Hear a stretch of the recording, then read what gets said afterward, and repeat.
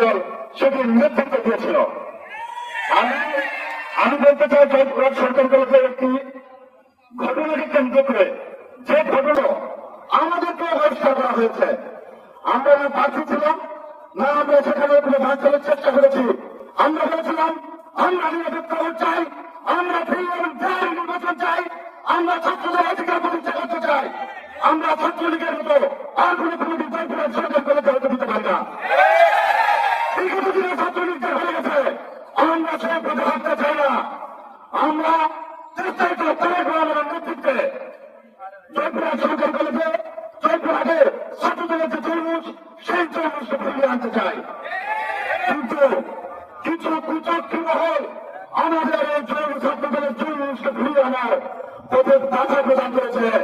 তারা মনে করেছে তারা আন্দোলন করেনি, তারা বাসায় ছেড়েছিল। আমরা যখন রাজপথে আন্দোলন করেছি, আমরা বাসায় আমাদের ধরা হয়নি, পরিবারের সাথে দেখা করতে পারিনি। আমরা রাজপথে দেখেছি ধানের বিয়েতে আমাদের মৃত্যু যাপন করতে হয়েছে। বিভিন্ন সময় 3 দিনে সকলে দেখেছে আমরা সবকিছু ভুলে যাইনি, কিছু ভুলে যায়নি। তাই সুযোগ সন্ধানীদের বলবো, যারা সুযোগের সন্ধানী তারা এখনো ঠিক হয়ে যান। আমরা কিন্তু এখনো সাংগঠনিক যে নির্দেশনা তার উপর ভিত্তি করে চুপ করে আছি। জনাব তারেক রহমানের এবং বিএনপি ছাত্রদলের উপর কোন দাগ আসুক সেটা আমরা চাই না বিধায় চুপ করে আছি। কিন্তু আমাদেরকে রাগাবেন না, আমাদেরকে কোনো কিছু করতে বাধ্য করবেন না, তাহলে কিন্তু এই জয়পুরহাটে ফাঁসিবাদের মতো আত্মবলের পতন হবে। ছাত্রদলের উপর ভিত্তি করে জয়পুরহাটে অনেক কমিটি এসেছে, অনেকেই নেতা হয়েছেন। আপনারা যদি এখন ভুলে যান তাহলে আপনাদেরও ফাঁসিবাদের মতোই জায়গা হবে, আপনাদেরকেও জয়পুরহাটের মানুষ প্রত্যাখ্যান করবে।